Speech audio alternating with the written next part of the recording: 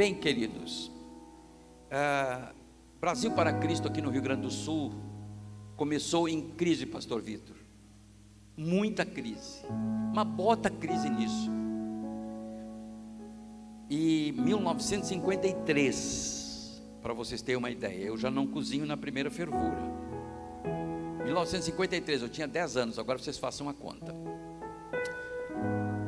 E duas igrejas do interior, duas famílias do interior, 3, 4 famílias chamaram meu pai. Não tinha dinheiro nem para comer. E algumas famílias, 3 ou 4 famílias de Palmeira das Missões, chamaram o pastor Olavo Nunes para ir lá. E ele foi, levou a mim, levou a minha irmã Ruth, que já está com o Senhor, e lá fomos nós. Adivinha a casa que nos hospedaram? Na casa do Jota e da Marica. É isso mesmo. Avós da Josi, e da Sandra.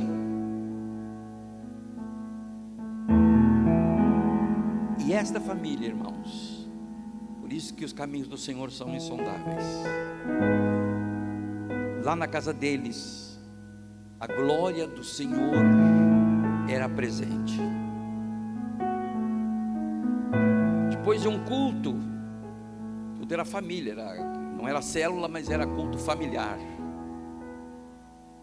Nós resolvemos orar, eles resolveram orar, eu queria dormir. Eu tocava gaita e a minha irmã cantava. Onde é que está a Hilda?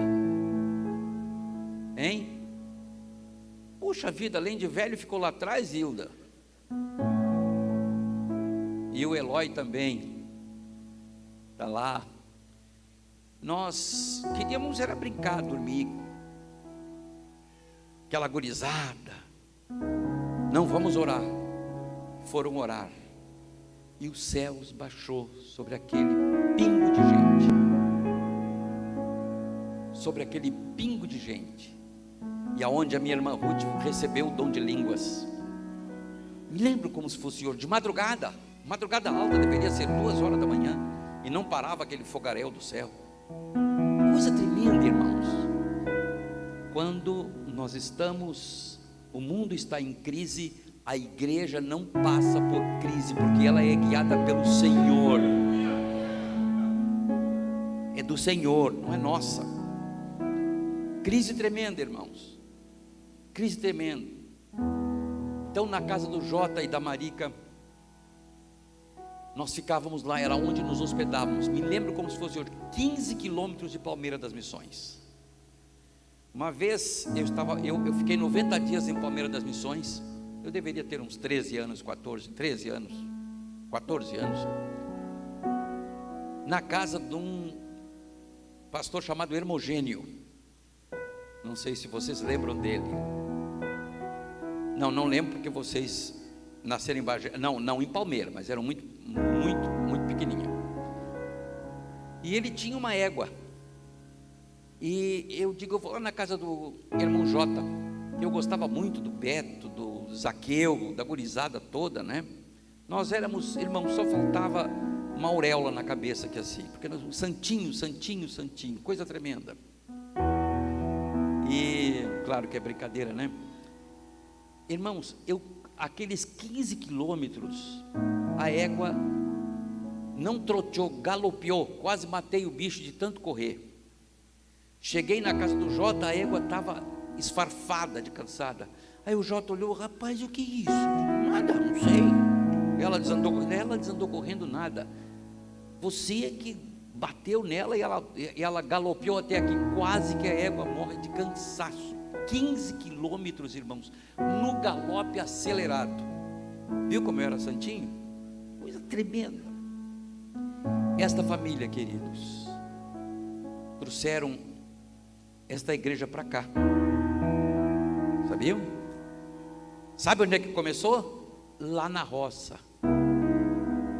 1950 e poucos. Ali o Senhor já estava vendo vocês. Ali o Senhor já estava vendo esse local, ali o Senhor já estava vendo o fruto que estava sendo plantado. Viram como é que é os caminhos do Senhor? A Bíblia diz: não despreze o dia das coisas pequenas. Não despreze. Naquela época nós queríamos era ir para o céu. Saía de Porto Alegre num trem, não me lembro até aonde, de lá tomava um ônibus, iria até Palmeiras, de Palmeiras até a casa do Jota nós ia de carroça, poeira, barro. Não desprezes o dia das coisas pequenas. Aquele casal, as orações feitas naquele lugar, que hospedava o servo de Deus, que estava amassado que nem barro, vaso quebrado, aquelas famílias vaso quebrados, desprezados, caluniados, não passaram fome porque plantavam. Hoje está aqui a Igreja Manancial, está aqui a Igreja Manancial. Vocês são frutos daquele casal que já está com o Senhor. É bom nós saber disso. Nós só lemos a Bíblia, tem histórias muito lindas, pois nós temos as histórias contemporâneas também. Então, queridos, louvem a Deus, e quando o Senhor te mandar para algum lugar com crise, não reclame, não ache ruim, semeie, porque depois de alguns dias colherás a semente, verás a semente. Meu pai não está vendo a Igreja Manancial, mas eu estou vendo. O meu filho, para quem eu falo, os meus filhos, para quem eu conto essas histórias para ele, eles estão vendo. Para crer que o Senhor do nada faz tudo, que o Senhor não precisa de coisa nenhuma, porque Ele cria aonde não tem. Não se esqueçam desta família, viu? Não esqueçam deles, desta geração. E aqui agora, a Hilda se lembra bem, e o Eloy se lembram bem daquele tempo. O tempo difícil, o tempo de dor, o tempo de angústia. Aqui estão as netas servindo a Deus, e a neta, esposa do pastor, fazendo a obra de Deus com sua família. Como eu fiquei feliz de ver a filha e o filho louvando a Deus, e esta banda maravilhosa aqui.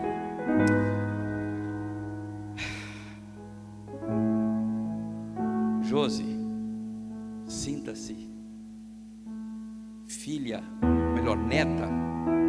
Sandra, neta. A Miriam está aí também? A Miriam e o Márcio, onde é que vocês estão? Lá atrás também, tá bom, que Deus abençoe, queridos, viu?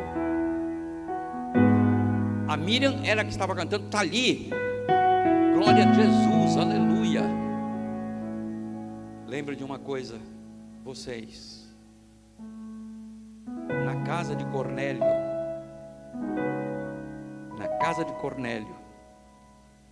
foi aonde as coisas aconteceram para nós, aleluia.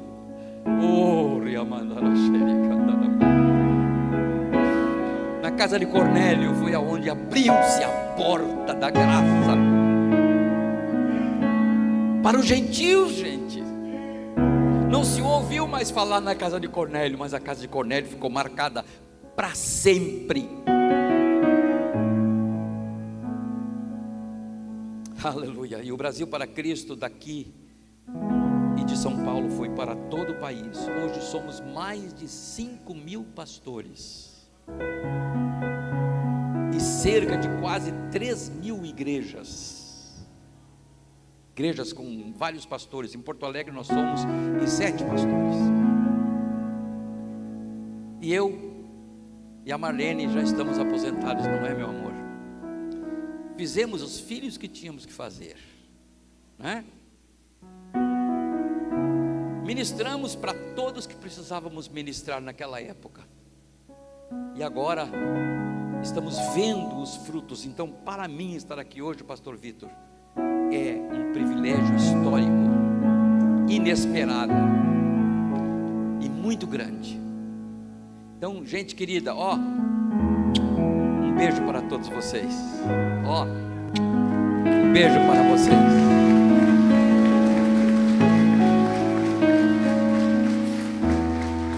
Coisa linda. Pronto, filha. Quer que fique assim ou assim? Vai. Não liga pro cabelo. Eu já aprendi que aqui é assim mesmo. Não, a melancia está pequena ainda. Queridos, o pastor estava falando que em crise a igreja não passa por crise. Ouve bem, a crise lá fora é lá de fora. Nós não passamos por crise, nós somos provados. Entendeu? Nós somos provados. E vocês não acreditam, mas o tempo que mais a igreja em Porto Alegre rendeu financeiramente em almas é na pandemia. Que coisa incrível. Eu falo com outros pastores pelo Brasil lá fora, dizendo: pastor, eu não sei o que é que está acontecendo. Não faltou farinha na panela, nem azeite na botija, o dinheiro está sobrando. Nunca aconteceu isso. Pode bater palmas para o Senhor? Nunca aconteceu. O pastor Olavo está comprando um edifício do lado da igreja. Incrível, irmãos. E ele é tão corajoso que agora ele fez proposta para comprar um ginásio que nem desse tamanho para agregar na igreja. Eu digo: meu filho, tu tá bem da cabeça? Diz ele: tô, pai. Deus vai nos dar. Então vamos em frente. No tempo de crise, eu e a Marlene, às vezes tinha um ovo para 3 crianças, eu e ela. E Deus fala comigo e diz assim: Ivan, põe emissoras de rádio de ondas curtas no ar. Eu digo: Senhor, eu não tenho dinheiro para nada. Põe. E começamos a trabalhar e colocamos 3 ondas curtas em Santa Maria, que depois passaram para a Rádio Transmundial. Irmão, ouve o que eu vou te dizer. O pastor estava falando aqui em nome do Senhor, não era em nome do Vitor, em nome do Senhor. E é verdade. Tivemos que vender a nossa casa para pôr as rádios no ar, pastor Vitor. Tivemos que vender a nossa casa, ficamos sem casa. Vamos morar em Santa Maria. Lá a crise financeira era tremenda. Eu digo: Senhor, tu estás com a mão no leme. Pegamos uma casa lá do lado, era a última casa da rua, o resto era campo. E a Marlene cozinhando, daqui a pouco uma vaca metia a cabeça no muro assim. De 4 bocas de fogão passou para 2 bocas e uma boca queimada. E nós não tínhamos dinheiro para arrumar. As rádios foram para o ar, milagrosamente. Não me perguntem como.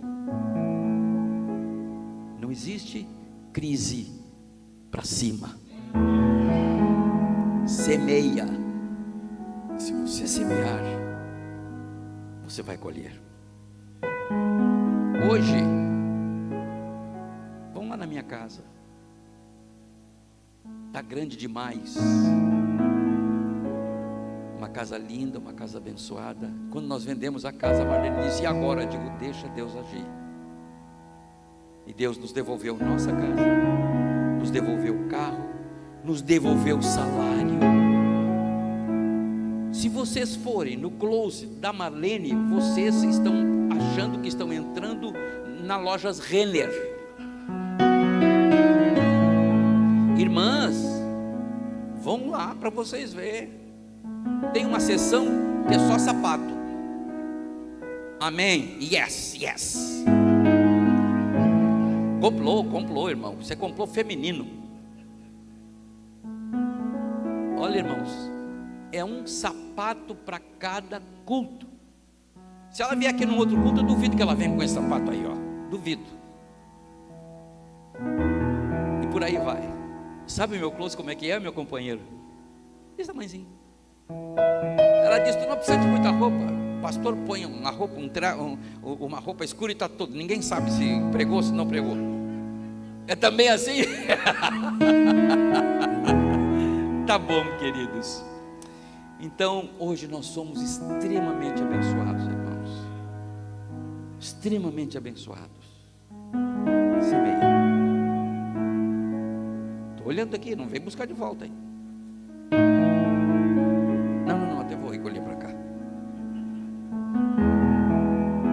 Tá. Queria que você abrisse sua Bíblia lá em Hebreus, capítulo 2, versículo 14.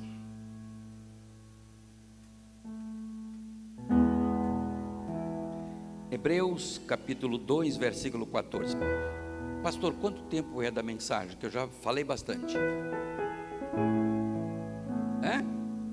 Não há tempo para hoje? Graças. Graças. Capítulo 2, versículo 14 de Hebreus. Ali. É a mesma versão que eu tenho aqui, então tá bom.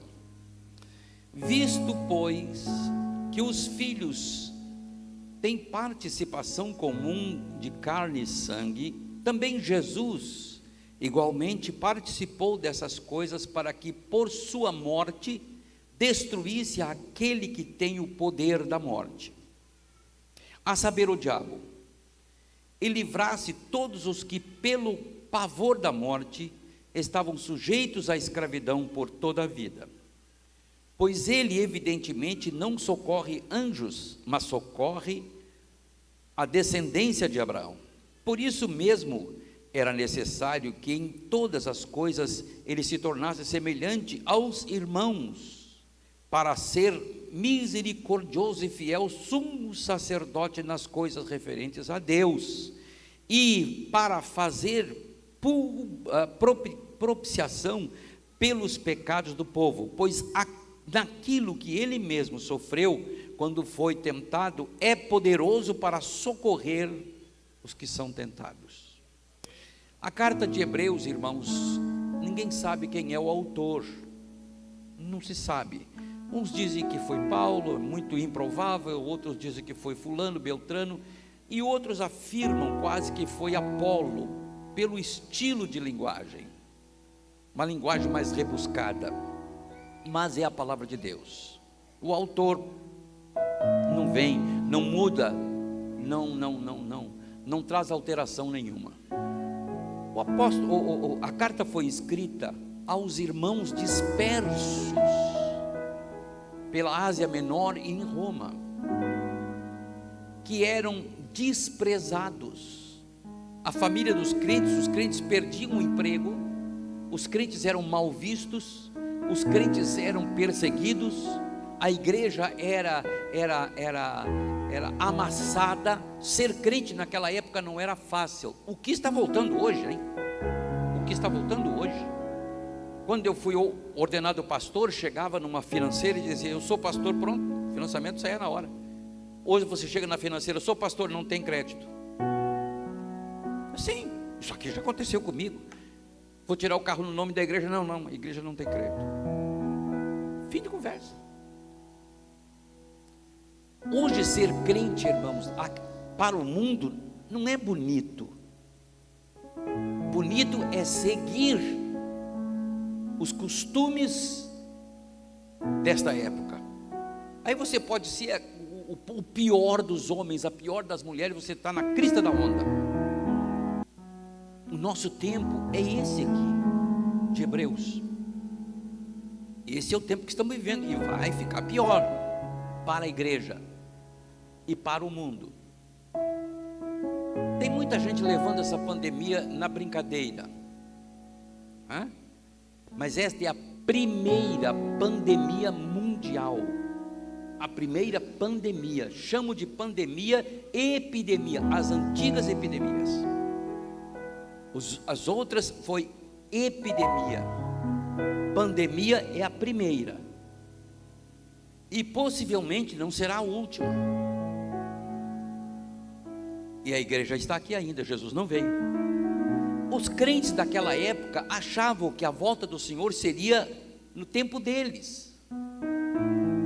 E o tempo estava passando, e muitos crentes estavam se desviando da igreja, muitos crentes estavam desanimando. Por isso a carta de Hebreus, este verdadeiro tratado teológico,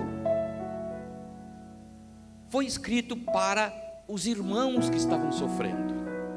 E esta carta se adapta muito a nós, se adapta muito a este tempo que estamos vivendo, que hoje em dia, irmãos, ser ladrão não é problema. Se explica por que se roubou, se explica por que se matou, não é? Esse é o tempo que estamos vivendo, e por aí vai, de mal a pior vai o mundo. Mas eu quero me deter a um ponto muito forte para mim, que diz o seguinte: pois ele evidentemente não socorre anjos, mas socorre a descendência de Abraão. Por isso mesmo era necessário que em todas as coisas ele se tornasse semelhante aos irmãos, para ser misericordioso e fiel, sumo sacerdote nas coisas referentes a Deus, para fazer propiciação pelos pecados do povo. Vamos lá. Adão e Eva, quando estavam no paraíso, inocentes, tinham comunhão com Deus diariamente. Todo entardecer o Senhor iria lá falar com eles, presença do Senhor liberada. Os dois simplesmente pecam, fazem a opção por seguir Satanás. Acontece o que? Entrou o pecado no mundo, entrou o pecado na natureza. O leão deixou de ser selvagem para ser feroz, e por aí vai. Temos que entender que Deus é sapiente. Deus, ele sabe tudo antecipadamente. O engenheiro, quando vai fazer uma casa, ele já enxerga a casa pronta na plancheta, não é assim? Ele enxerga a casa pronta na plancheta. Vai construir um edifício, ele já enxerga o edifício pronto na plancheta, depois que ele desenha. Deus, ele enxerga a coisa pronta na eternidade passada. Na eternidade passada, ele já vê tudo pela frente. Aí vem a pergunta de nós incrédulos, nós finitos, nós pessoas limitadíssimas. Mas Deus não poderia ter evitado a queda? Deus não poderia ter evitado que Satanás traísse ele no céu? Claro que poderia. Poder para isso ele tem e sobra. Só tem um detalhe: Deus é justo, até com o inferno, até com o diabo. Deus é justo. Vamos imaginar, nós todos aqui somos anjos. Nós todos aqui não dá nem para saída no número de anjos. E um querubim ungido, querubim da guarda, inventa de querer entrar no santo dos santos, no lugar de Deus, no lugar onde Deus habita. E Deus disse: não, cara, aqui tu não vai entrar. Ele pega 1/3 dos anjos e diz: vamos entrar, e Deus expulsa ele do céu. Deus não poderia, pastor Vitor, ter liquidado o diabo na hora? Claro. Mas olhe bem, que curiosidade. O que poderia acontecer com os outros anjos que ficaram, que foram fiel, os outros 2/3?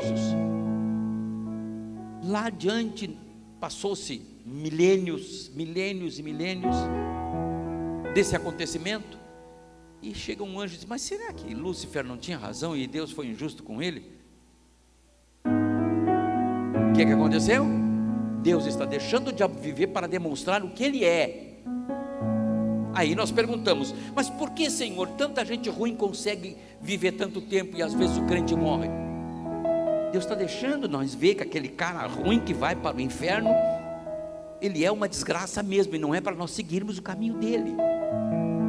Por isso que Deus não destrói o mal assim. Entende? Por isso. Para que você e eu saiba que o pecado mata, que o pecado destrói, que o pecado traz infelicidade, que o pecado traz a morte. Então não se preocupe com o mal. Se preocupe em servir ao Senhor, aquele que tem poder para dar vida e para matar e mandar a alma para o inferno. É esse que nós temos que temer e servir. Agora o que me chama a atenção, aqui vem o ponto que eu gostaria de salientar. Deus, na sua presciência, na sua onisciência lá atrás, vendo as coisas que iriam acontecer, e Ele é amor, Ele é justiça, Ele é bondade, esta é a sua essência. Ele olhou para Abraão, olhou para Enoque, olhou para Sete, olhou para Noé, olhou para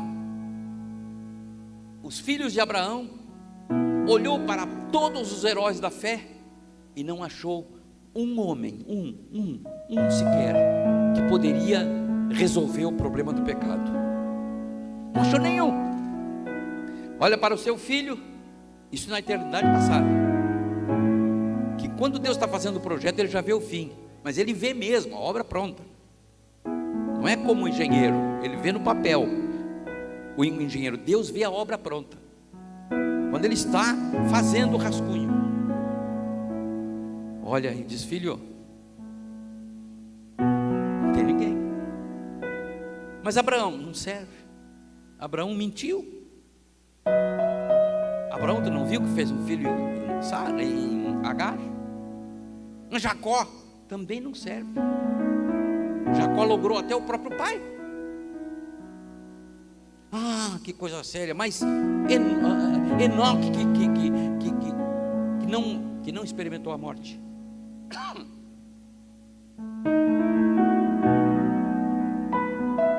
Eu vou dar esse prêmio para ele, mas ele também não serve. E aí Deus vai nominando, profeta por profeta, herói da fé por herói da fé, e nenhum homem foi achado digno de perdoar os meus pecados, os seus pecados, que não são poucos.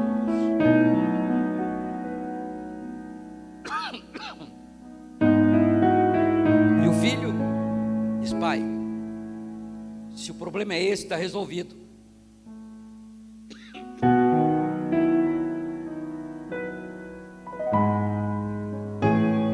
Se o problema é esse, está resolvido. Eis-me aqui. Eis-me aqui. Eu vou, pai. Eu sei que tu ama a tua criação de tal maneira que tu é capaz de entregar a mim para que eles sejam salvos. Oh, aleluia. Meus irmãos, isto é uma coisa tremenda. Não se achou nem no céu nem na terra alguém, outro nome pelo qual poderíamos ser salvos, a não ser no nome de Jesus. Dá para dar uma salva de palmas para o Senhor? Aleluia. Estou aqui, Pai. Pode me enviar. Pode me enviar. Eu irei, porque eu amo também a criação, porque eu faço parte da Trindade. Eu faço parte de Ti. Eu vou. E o tempo se passou. Os séculos se passaram. Os milênios se passaram. Até a chegada de Jesus. Interessante como Jesus foi diferente de nós, não é, irmãos?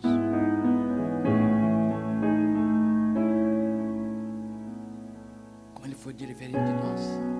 Ele não tinha onde reclinar a cabeça. Ele não tinha casa. Ele não tinha um burrinho para andar. O meu mentor, depois que meu pai faleceu, foi o pastor Russell Shedd, meu, da Marlene, do Olavo, do César. E ele dizia o seguinte, quando a gente ia dar um presente para ele, levar ele numa loja para vesti-lo, porque ele, se ele recebesse uma oferta, ele mandava para os missionários. E o Olavo chegou, levou ele numa loja, e estava muito frio aqui no Rio Grande do Sul, eu estava morando em São Paulo, eu e a Marlene, e levou para comprar um blusão.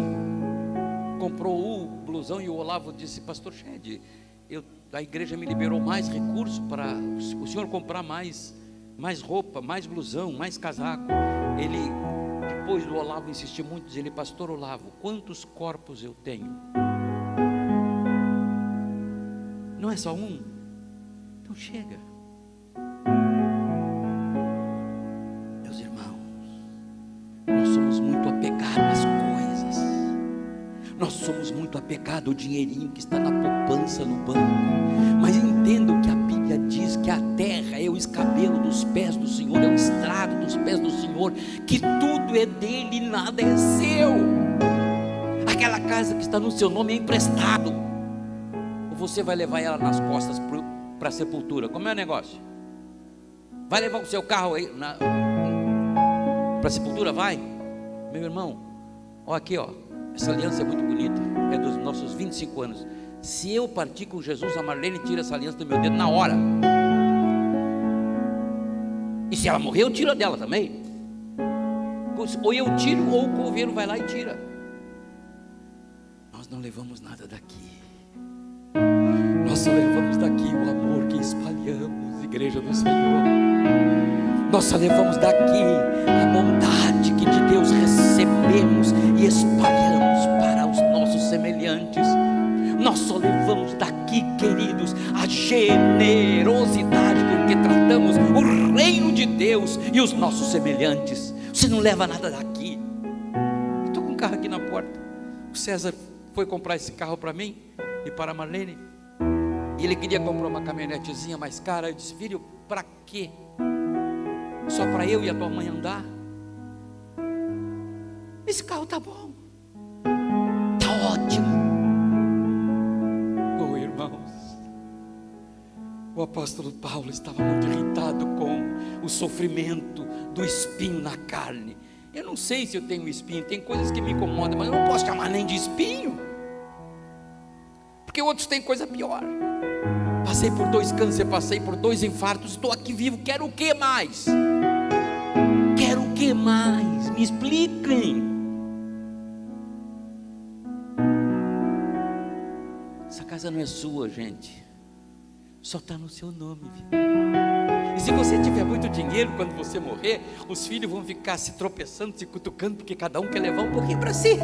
Porque essa é a cultura mundana, é a cultura do pecado, é a nossa cultura, é isso que está aqui dentro de nós, dando cabeçada para nós fazermos as coisas erradas. Mas quando eu aprendo com Jesus, que disse: pai, não tem ninguém, pai? Não, não tem, meu filho. Eu vou, paizinho. Eu vou, pai. É por eles que tu queres que eu morra? É, meu filho. Pois eu vou morrer por eles. Eu vou deixar minha glória, eu vou deixar a tua casa, eu vou deixar esse corpo maravilhoso que eu tenho, eu vou resgatá-los para que eles tenham um corpo como eu tenho.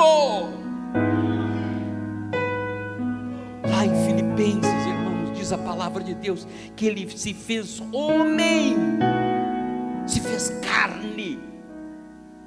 Lembre disto. 2 de Filipenses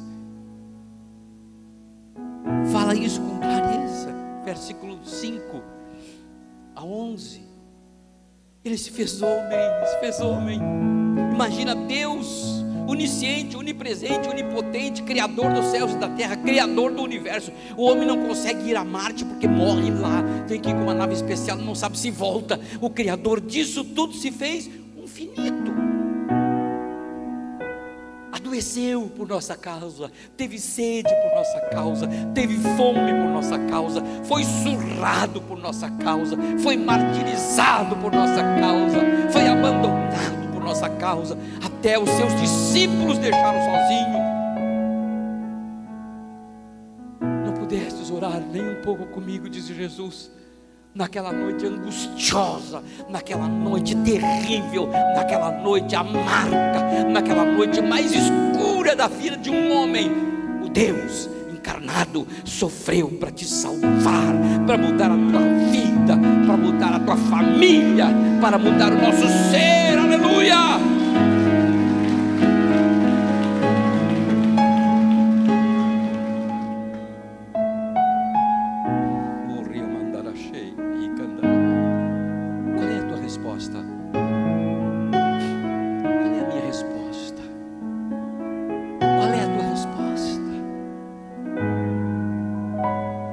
Nossa resposta, igreja. Essa casa é minha, essa casa me pertence, está aqui no meu nome, esse carro está no meu nome. Quando nós entregamos a nossa única casa, a Marlene me disse: e agora? Eu digo: meu amor, eu nunca vi alguém que semeia em Deus não colher em Deus. Aleluia. Eu nunca vi, irmãos. Eu estou com quase 80 anos de crente e quase 80 anos de vida. Nunca vi o justo mendigar pão.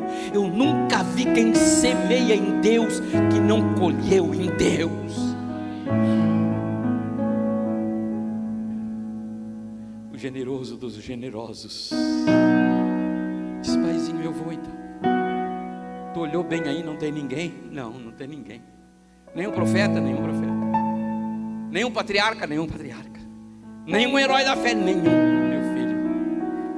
Para resgatar o homem que nós fizemos a nossa imagem, a nossa semelhança. Não tem ninguém. Então, pai, tá bom, eu vou. Sem vacilar, sem retroceder um milímetro atrás, tudo porque te amou, tudo porque me amou, tudo porque Ele viu a igreja Manancial hoje,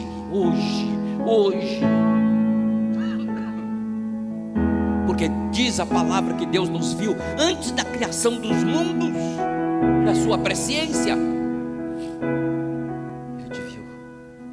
Ele sabe o teu nome, Ele sabe o que está debaixo da tua autoridade, Ele sabe no que você pode assinar. Ele sabe. Quando Deus pediu a nossa casa, e era a casa que eu tinha orado a Deus, disse: Senhor, eu quero que esta casa fique de herança para os meus filhos, porque o meu pai deixou uma casinha muito pobre para nós. Nós sofremos muito, irmãos, muito, mas a semeadura de Olavo Nunes no passado eu colho hoje. Aleluia, aleluia, Jesus. Os meus filhos colhem hoje, as minhas netas estão colhendo, as minhas noras estão colhendo, todos estão colhendo, porque Deus é fiel. Aleluia. Quando nos casamos,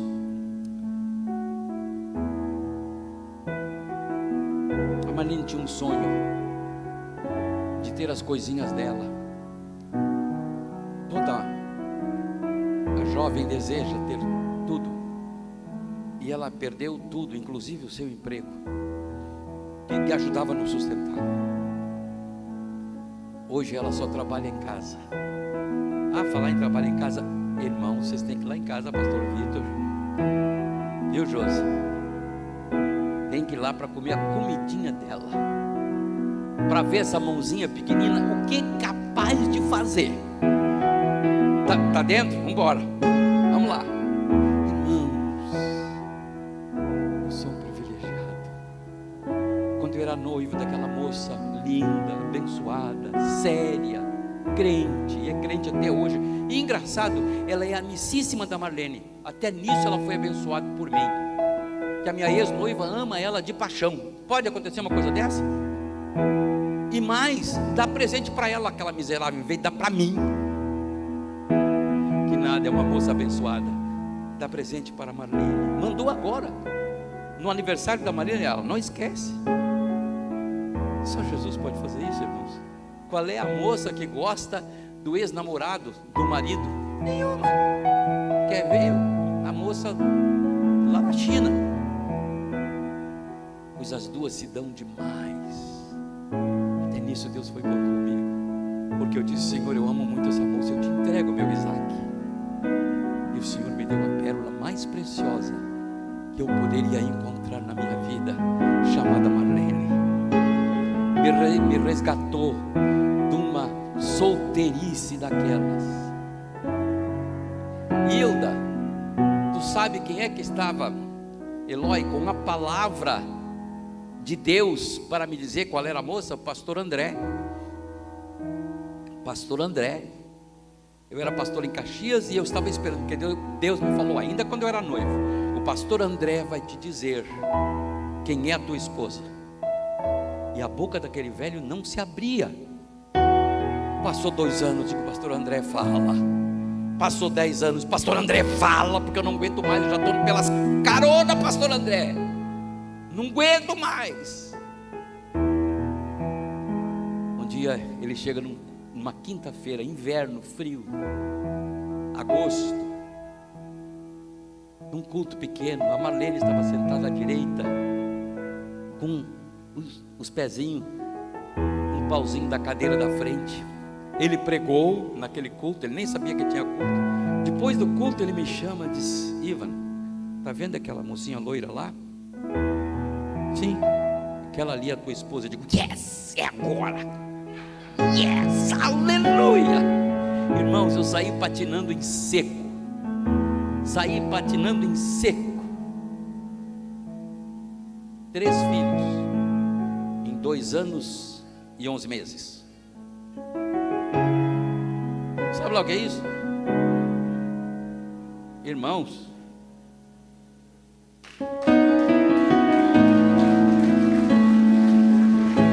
isso aí, parceirão.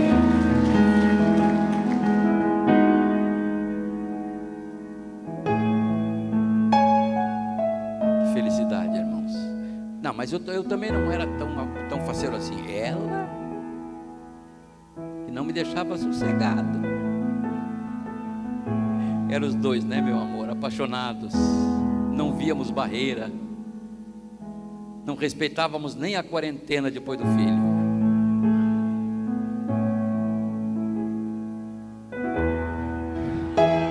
É verdade.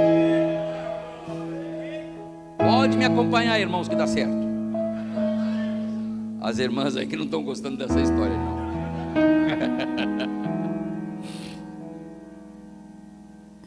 Também entre vocês o mesmo modo de pensar de Cristo Jesus, que mesmo existindo em forma de Deus, não considerou o ser igual a Deus algo que deveria ser retido a qualquer custo. Pelo contrário, ele se esvaziou, assumindo a forma de servo, tornando-se semelhante aos seres humanos e conhecido em figura humana. Ele se humilhou, tornando-se obediente até a morte, morte de cruz. Por isso também Deus o exaltou sobremaneira e lhe deu um nome que está acima de todo nome. Quer ver Deus fazer milagres na tua vida? Quer ver? Seja parecido com Jesus. Simples assim. Olha lá.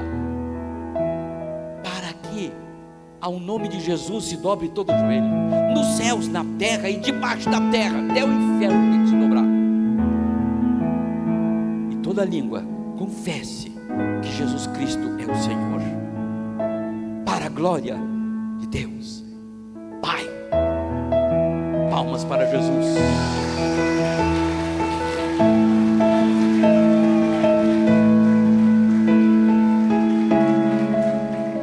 Se apresente, diga assim: Senhor, eu sou teu. Diga comigo: Senhor, eu sou teu, Eu não sou da minha esposa. Eu não sou do meu esposo. E as mulheradas não querem falar não. Eu não sou do meu esposo. Eu sou tua. Eu sou teu. Sabe por quê? Porque quanto mais tu for do Senhor, mais tu será do teu esposo e mais tu será da tua esposa. Aleluia.